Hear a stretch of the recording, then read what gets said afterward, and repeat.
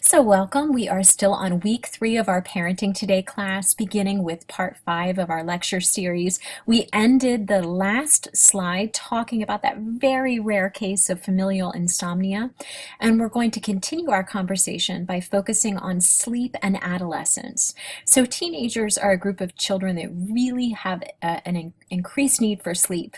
Teenagers overall need anywhere from 9 to 10 hours of sleep in order to feel rested. However, statistics research tells us that only 15% of adolescents get 8.5 hours of sleep. So most high schools start early in the morning, which can prevent teenagers from really getting the sleep that they need. We do know that sleep deprivation leads to poor attention. It can result in increased irritability, decreased immune function, which can mean more sickness. So now we're going to shift our focus and talk about parenting from birth until 2 years of age.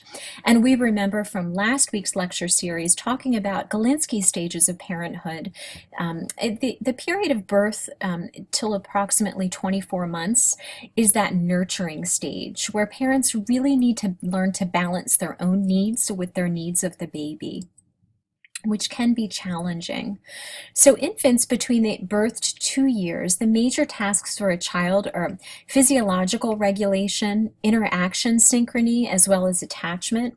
And the parental role is primarily of being sensitive, responsive, and available to meet the child's needs.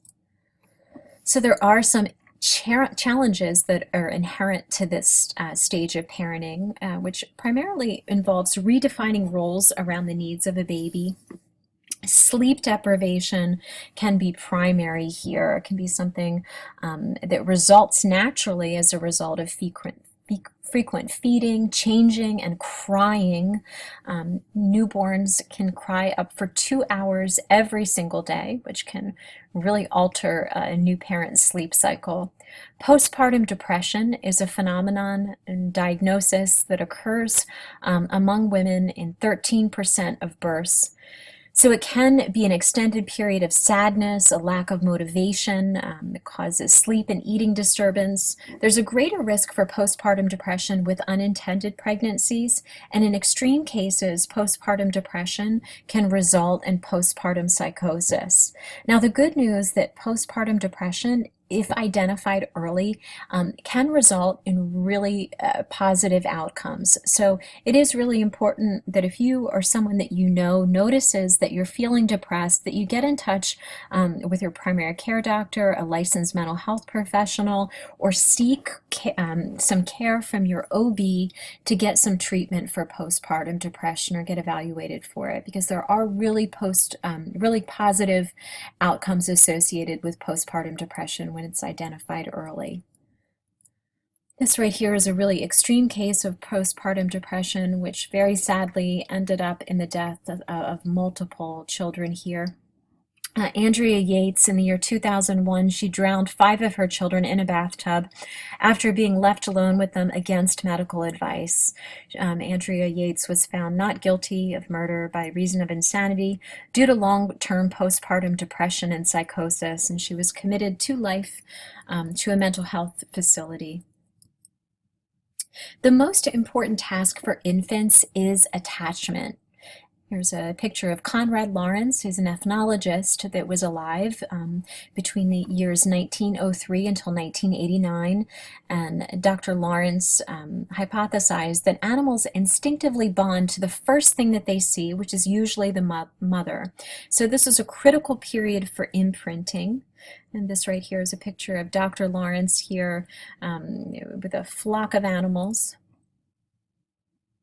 Bowlby, who we explored in previous week's discussions, again lived between the years 1907 until 1990, was really founded attachment theory. That's where children are pre-programmed by survival instinct to attach to one parent.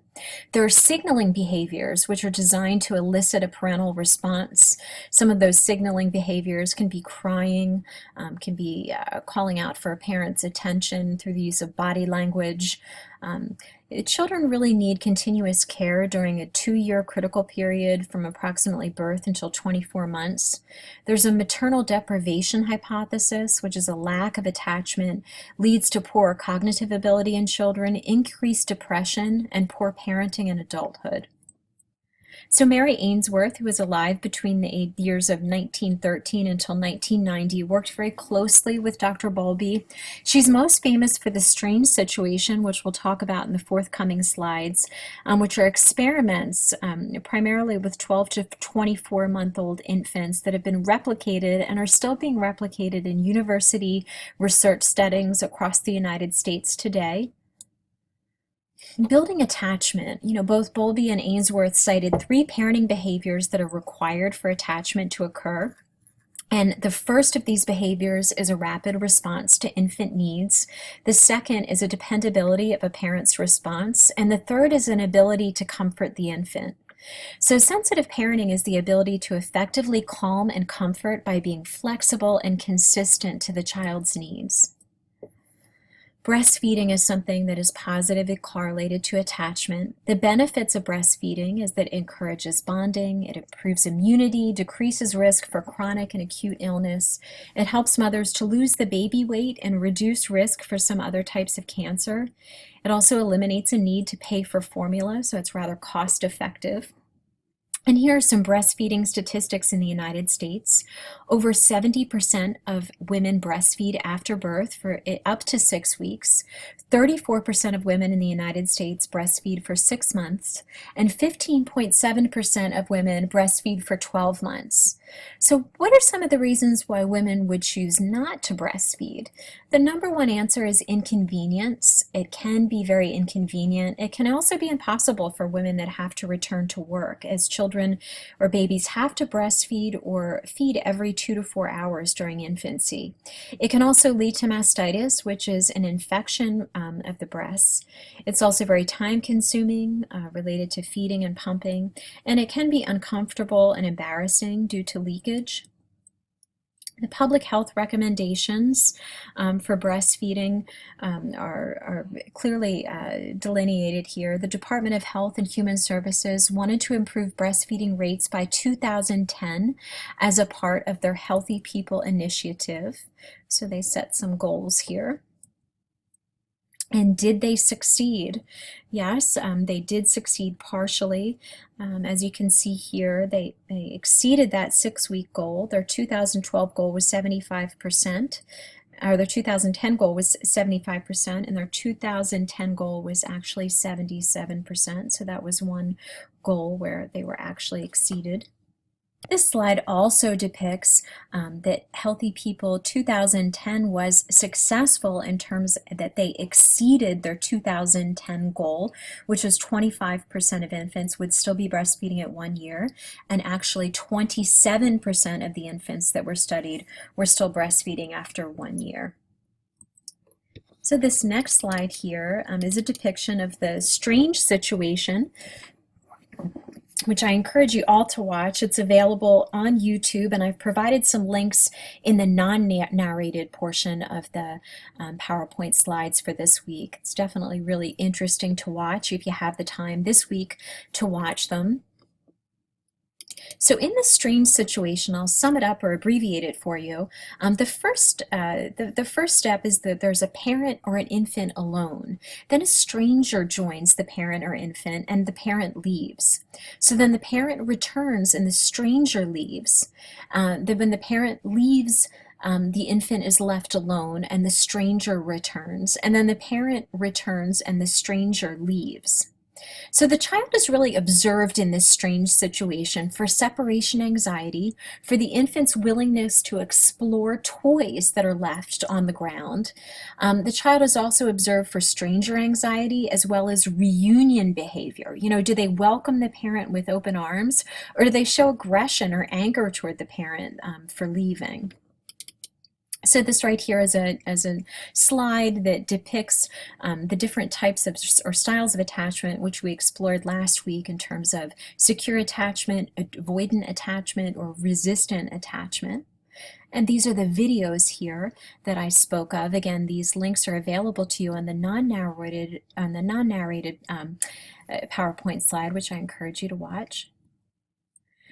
So what contributes to secure attachment? A meta-analysis of over 66 studies of parental characteristics show that there are a number of parental characteristics that contribute to secure attachment in the first year of life. And that first characteristic is sensitivity. Parents are really able to perceive, interpret, and respond correctly and promptly to a child's needs. That second attribute is of mutuality, of that harmonious relationship between parent and child.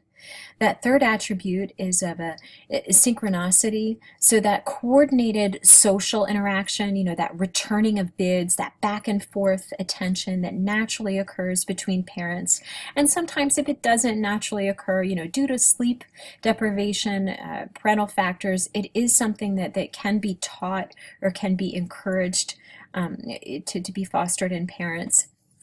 A positive attitude is another characteristic or attribute that contributes to secure attachment, and that's defined as emotional expressiveness, acceptance of a child, and a true delight in a child. And what contributes to secure attachment? In the second year, there are different characteristics. That one is the parent being a secure base for exploration. Didactic presence is the second, and that's really for teaching, for guiding, for supporting increased dependence. Scaffolding is another thing that really contributes to secure attachment, providing just enough support to help the child without jumping in and doing it for them. The role of temperament is something that's really important as we explore attachment. We cannot always blame a lack of attachment on parenting. A temperament is defined as the behavioral patterns present at birth and appear to be stable over time. These affect activity level, adaptability, mood, distractibility, and the ability to be soothed. And there are various different temperament types. The old theory for temperament were difficult, easy, and slow to warm up. So the infants were categorized in one of those three categories or types of temperament. The more modern theory attributed to Putnam and his et al., other researchers, there's negative emotionality, so that would be fearful, angry, sad, unable to be soothed temperament. Assurgency, which would be defined as a child that's extremely active, emotionally intense, high levels of pleasure, and effortful. So that would be a child that's has focused attention. The emotions are more low-key, more low intensity, more easy to please.